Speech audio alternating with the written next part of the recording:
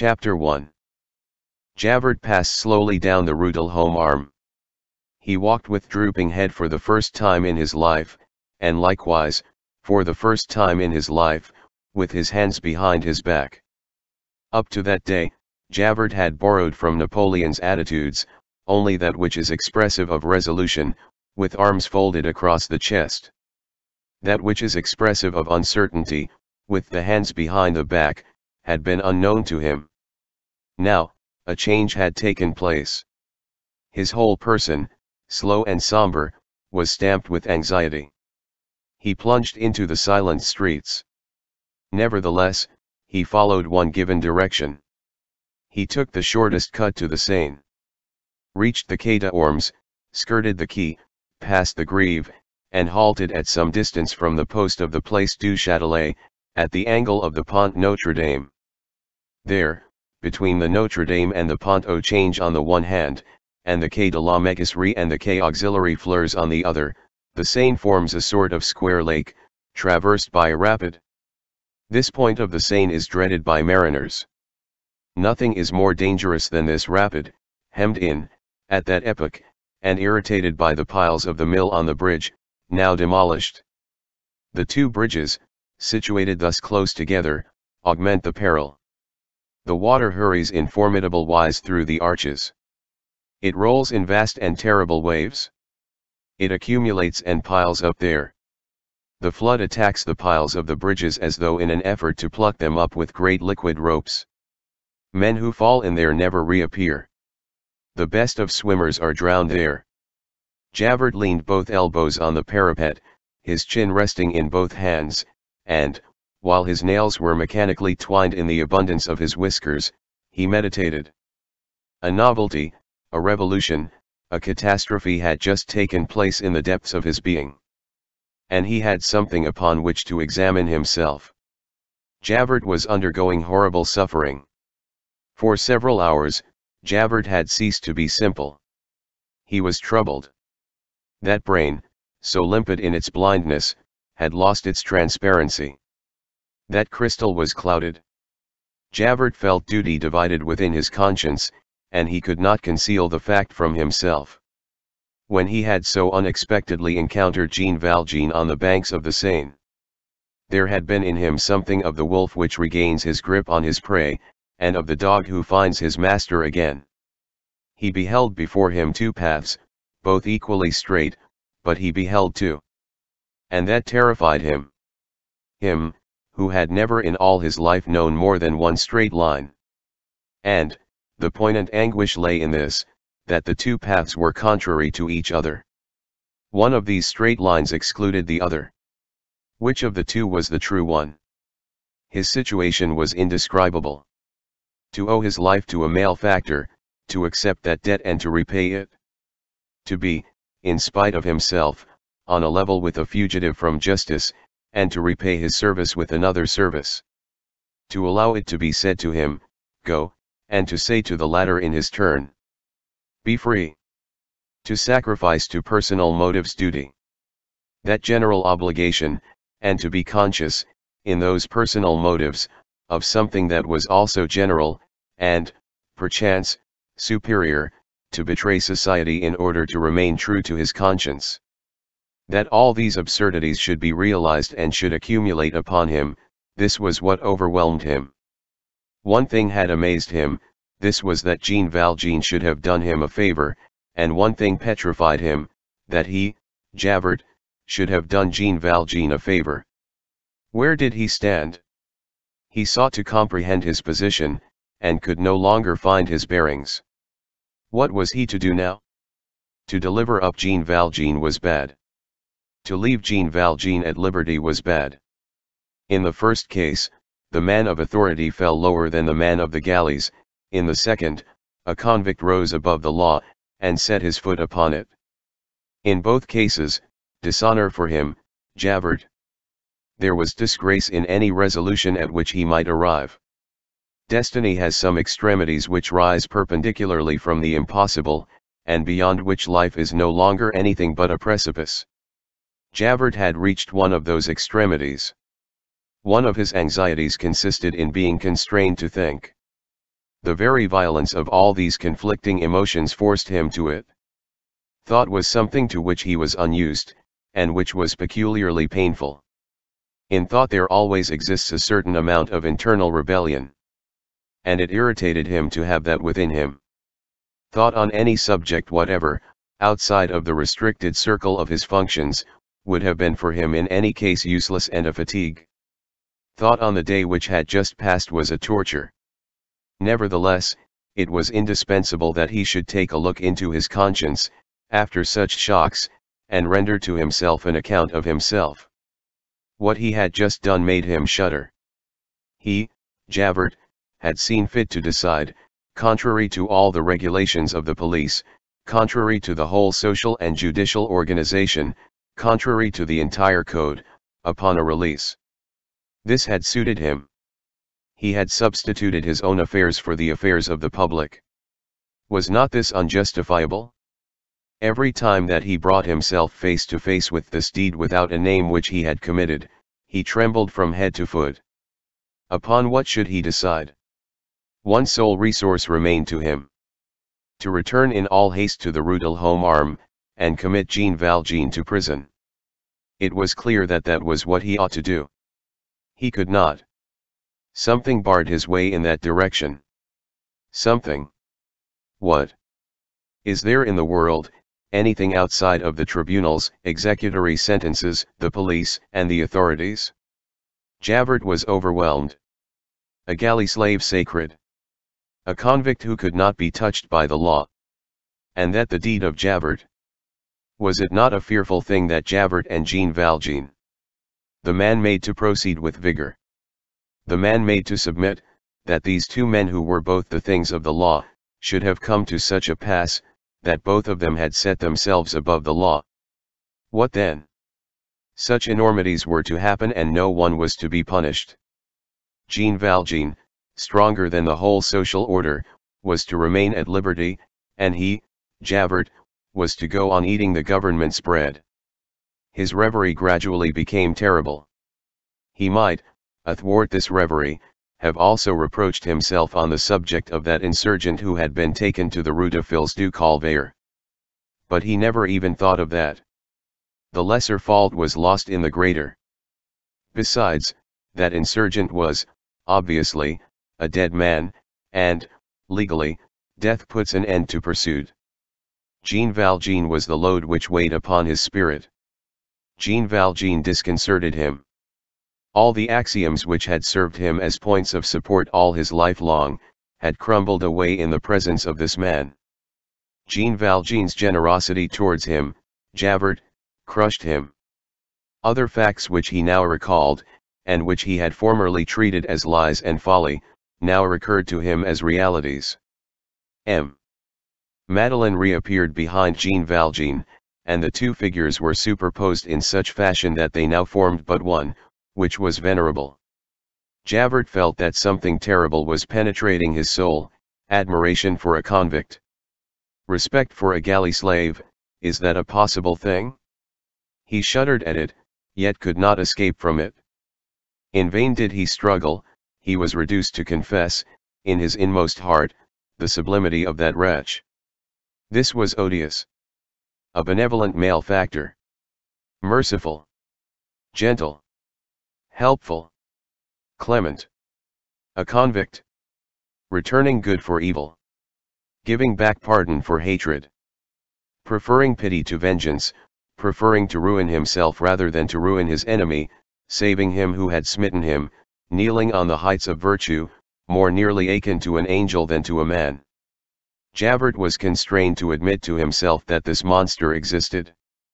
Things could not go on in this manner.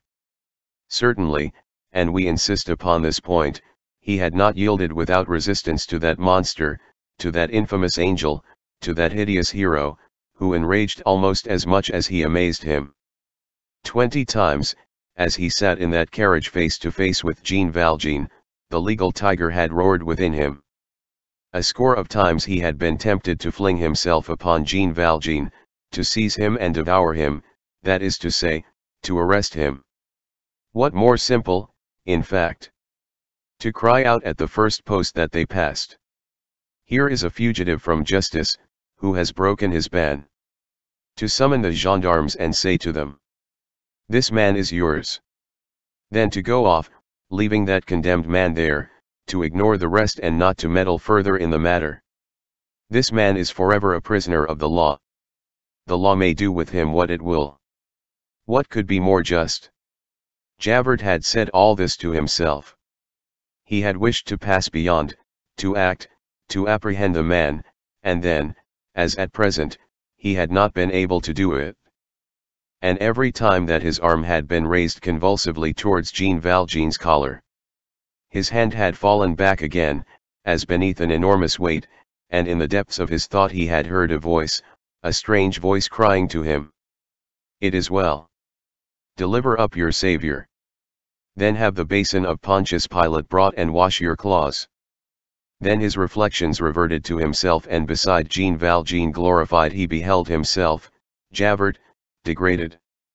A convict was his benefactor. But then, why had he permitted that man to leave him alive? He had the right to be killed in that barricade. He should have asserted that right. It would have been better to summon the other insurgents to his succor against Jean Valjean, to get himself shot by force. His supreme anguish was the loss of certainty. He felt that he had been uprooted. The code was no longer anything more than a stump in his hand. He had to deal with scruples of an unknown species. There had taken place within him a sentimental revelation entirely distinct from legal affirmation, his only standard of measurement hitherto. To remain in his former uprightness did not suffice. A whole order of unexpected facts had cropped up and subjugated him. A whole new world was dawning on his soul. Kindness accepted and repaid. Devotion. Mercy. Indulgence. Violences committed by pity on austerity. Respect for persons. No more definitive condemnation, no more conviction, the possibility of a tear in the eye of the law. No one knows what justice according to God, running in inverse sense to justice according to men. He perceived amid the shadows the terrible rising of an unknown moral sun. It horrified and dazzled him. An owl forced to the gaze of an eagle. He said to himself that it was true that there were exceptional cases. That authority might be put out of countenance. That the rule might be inadequate in the presence of a fact. That everything could not be framed within the text of the code. That the unforeseen compelled obedience. That the virtue of a convict might set a snare for the virtue of the functionary. That destiny did indulge in such ambushes, and he reflected with despair that he himself had not even been fortified against a surprise. He was forced to acknowledge that goodness did exist. This convict had been good. And he himself, unprecedented circumstance, had just been good also. So he was becoming depraved. He found that he was a coward. He conceived a horror of himself. Javert's ideal was not to be human, to be grand, to be sublime. It was to be irreproachable. Now, he had just failed in this. How had he come to such a pass? How had all this happened? He could not have told himself. He clasped his head in both hands, but in spite of all that he could do, he could not contrive to explain it to himself. He had certainly always entertained the intention of restoring Jean Valjean to the law of which Jean Valjean was the captive, and of which he, Javert, was the slave.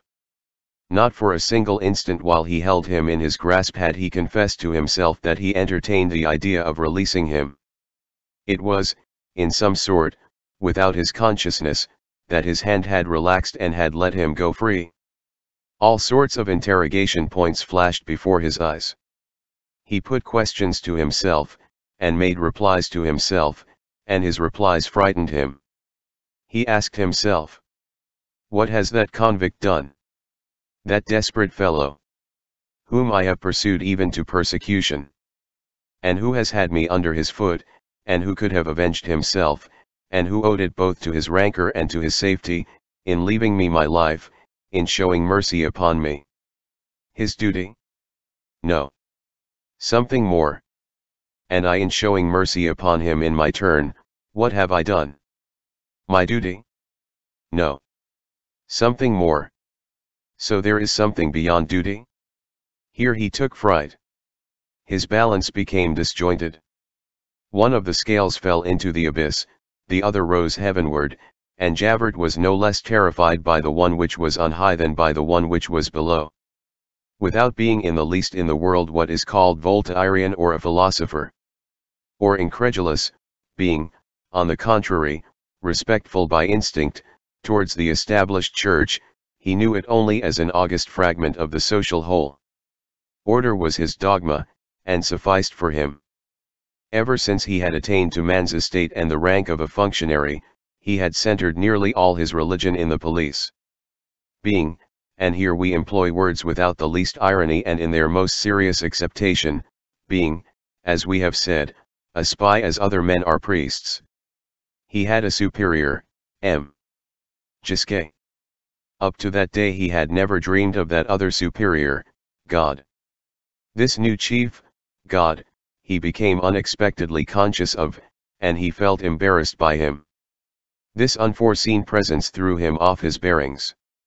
He did not know what to do with the superior.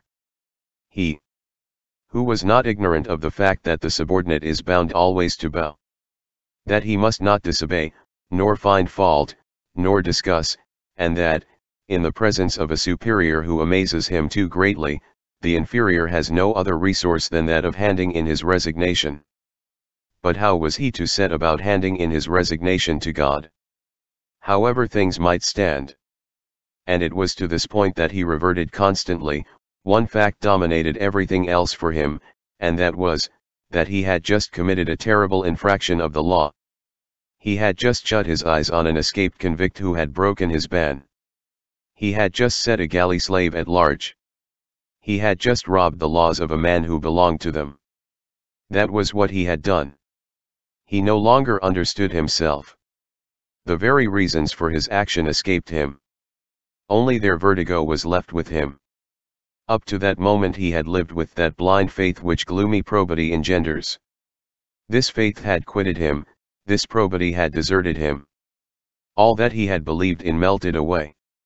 Truths which he did not wish to recognize were besieging him, inexorably. Henceforth, he must be a different man. He was suffering from the strange pains of a conscience abruptly operated on for the cataract. He saw that which it was repugnant to him to behold. He felt himself emptied, useless, put out of joint with his past life, turned out, dissolved. Authority was dead within him. He had no longer any reason for existing. A terrible situation. To be touched. To be granite and to doubt. To be the statue of chastisement cast in one piece in the mold of the law. And suddenly to become aware of the fact that one cherishes beneath one's breast of bronze something absurd and disobedient which almost resembles a heart. To come to the pass of returning good for good, although one has said to oneself up to that day that that good is evil. To be the watchdog, and to lick the intruder's hand. To be ice and melt. To be the pincers and to turn into a hand. To suddenly feel one's fingers opening. To relax one's grip, what a terrible thing. The man projectile no longer acquainted with his route and retreating. To be obliged to confess this to oneself. Infallibility is not infallible. There may exist error in the dogma. All has not been said when a code speaks. Society is not perfect, authority is complicated with vacillation, a crack is possible in the immutable, judges are but men, the law may err, tribunals may make a mistake. To behold a rift in the immense blue pane of the firmament. That which was passing in Javert was the fampoux of a rectilinear conscience. The derailment of a soul, the crushing of a probity which had been irresistibly launched in a straight line and was breaking against God.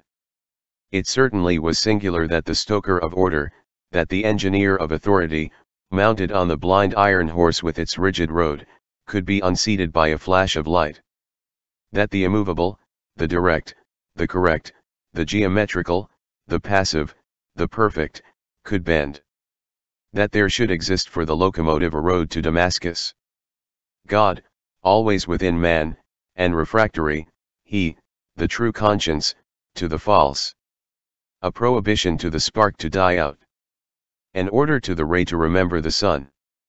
An injunction to the soul to recognize the veritable absolute when confronted with the fictitious absolute, humanity which cannot be lost. The human heart indestructible. That splendid phenomenon, the finest, perhaps, of all our interior marvels. Did Javert understand this? Did Javert penetrate it? Did Javert account for it to himself? Evidently he did not. But beneath the pressure of that incontestable incomprehensibility he felt his brain bursting. He was less the man transfigured than the victim of this prodigy. In all this he perceived only the tremendous difficulty of existence. It seemed to him that, henceforth, his respiration was repressed forever. He was not accustomed to having something unknown hanging over his head. Up to this point, everything above him had been, to his gaze, merely a smooth, limpid, and simple surface. There was nothing incomprehensible, nothing obscure. Nothing that was not defined, regularly disposed, linked, precise, circumscribed, exact, limited, closed, fully provided for. Authority was a plain surface. There was no fall in it, no dizziness in its presence. Javert had never beheld the unknown except from below. The irregular, the unforeseen, the disordered opening of chaos, the possible slip over a precipice, this was the work of the lower regions, of rebels, of the wicked, of wretches. Now Javert threw himself back, and he was suddenly terrified by this unprecedented apparition. A gulf on high. What? One was dismantled from top to bottom. One was disconcerted, absolutely. In what could one trust? That which had been agreed upon was giving way. What? The defect in society's armor could be discovered by a magnanimous wretch. What? An honest servitor of the law could suddenly find himself caught between two crimes, the crime of allowing a man to escape and the crime of arresting him.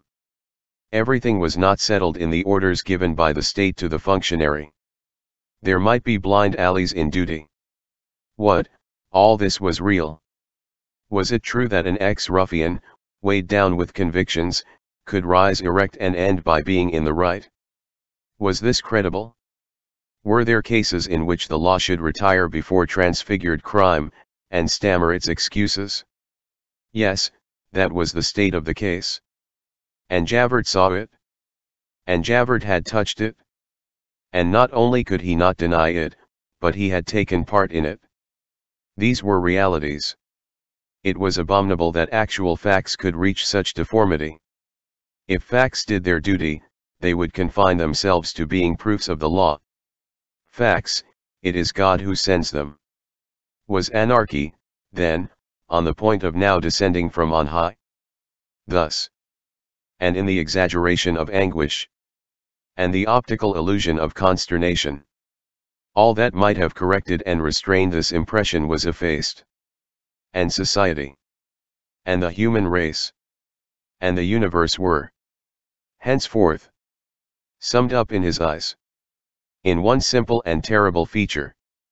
Thus the penal laws, the thing judged, the force due to legislation, the decrees of the sovereign courts, the magistracy, the government, prevention, repression, official cruelty, wisdom, legal infallibility, the principle of authority, all the dogmas on which rest political and civil security, sovereignty, justice, public truth, all this was rubbish, a shapeless mass, chaos.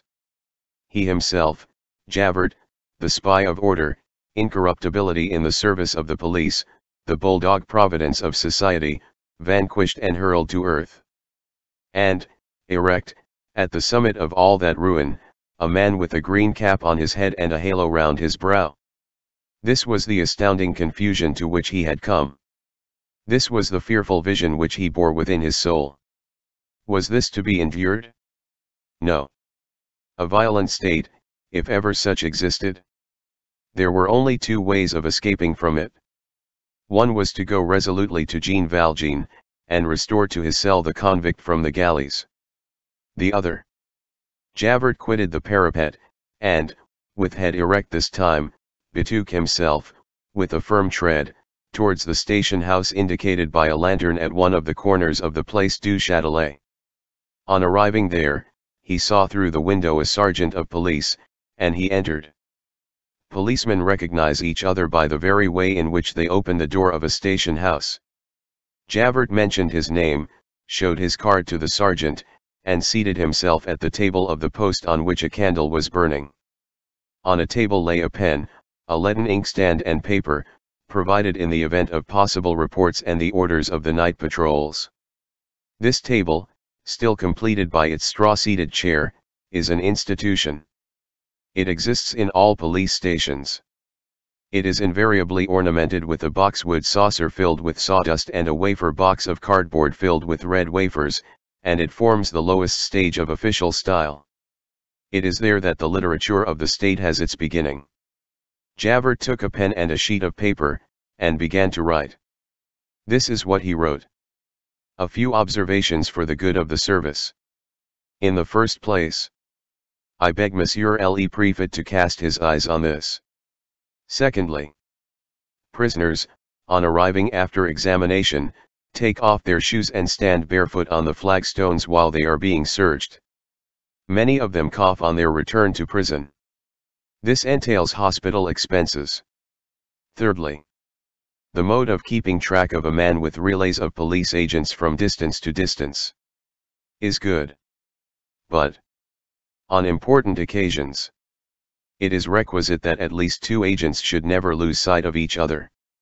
So that, in case one agent should, for any cause, grow weak in his service, the other may supervise him and take his place. Fourthly, it is inexplicable why the special regulation of the prison of the Madeleines interdicts the prisoner from having a chair, even by paying for it. Fifthly, in the Madeleines there are only 2 bars to the canteen, so that the canteen woman can touch the prisoners with her hand. Sixthly, the prisoners called barkers, who summon the other prisoners to the parlor, force the prisoner to pay them 2 sous to call his name distinctly. This is a theft. Seventhly, for a broken thread 10 sous are withheld in the weaving shop. This is an abuse of the contractor, since the cloth is none the worse for it. Eighthly, it is annoying for visitors to La Force to be obliged to traverse the boys' court in order to reach the parlor of Saint Marie l'Egyptian. Ninthly, it is a fact that any day gendarmes can be overheard relating in the courtyard of the prefecture the interrogations put by the magistrates to prisoners. For a gendarme, who should be sworn to secrecy, to repeat what he has heard in the examination room is a grave disorder. Tenthly, Madame Henry is an honest woman. Her canteen is very neat. But it is bad to have a woman keep the wicket to the mousetrap of the secret cells. This is unworthy of the conciergerie of a great civilization. Javert wrote these lines in his calmest and most correct chirography, not omitting a single comma, and making the paper screech under his pen. Below the last line he signed. Javert, Inspector of the First Class. The Post of the Place du Châtelet.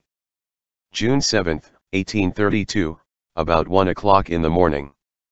Javert dried the fresh ink on the paper, folded it like a letter, sealed it, wrote on the back. Note for the administration, left it on the table, and quitted the post. The glazed and grated door fell to behind him. Again he traversed the Place du Châtelet diagonally. Regained the key. And returned with automatic precision to the very point which he had abandoned a quarter of an hour previously. Leaned on his elbows and found himself again in the same attitude on the same paving stone of the parapet. He did not appear to have stirred. The darkness was complete. It was the sepulchral moment which follows midnight. A ceiling of clouds concealed the stars. Not a single light burned in the houses of the city. No one was passing. All of the streets and quays which could be seen were deserted. Notre Dame and the towers of the courthouse seemed features of the night. A street lantern reddened the margin of the quay. The outlines of the bridges lay shapeless in the mist one behind the other. Recent rains had swollen the river. The spot where Javert was leaning was, it will be remembered, situated precisely over the rapids of the Seine, perpendicularly above that formidable spiral of whirlpools which loose and knot themselves again like an endless screw. Javert bent his head and gazed. All was black. Nothing was to be distinguished. A sound of foam was audible. But the river could not be seen. At moments, in that dizzy depth, a gleam of light appeared, and undulated vaguely, water possessing the power of taking light, no one knows whence, and converting it into a snake. The light vanished, and all became indistinct once more. Immensity seemed thrown open there. What lay below was not water, it was a gulf. The wall of the quay, abrupt, confused, mingled with the vapors, instantly concealed from sight, produced the effect of an escarpment of the infinite. Nothing was to be seen, but the hostile chill of the water and the stale odor of the wet stones could be felt. A fierce breath rose from this abyss. The flood in the river. Divined rather than perceived. The tragic whispering of the waves, the melancholy vastness of the arches of the bridge, the imaginable fall into that gloomy void, into all that shadow was full of horror.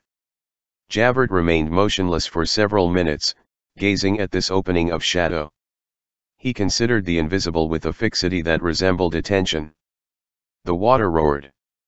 All at once he took off his hat and placed it on the edge of the quay. A moment later, a tall black figure, which a belated passer-by in the distance might have taken for a phantom, appeared erect upon the parapet of the quay, bent over towards the Seine, then drew itself up again, and fell straight down into the shadows. A dull splash followed, and the shadow alone was in the secret of the convulsions of that obscure form which had disappeared beneath the water.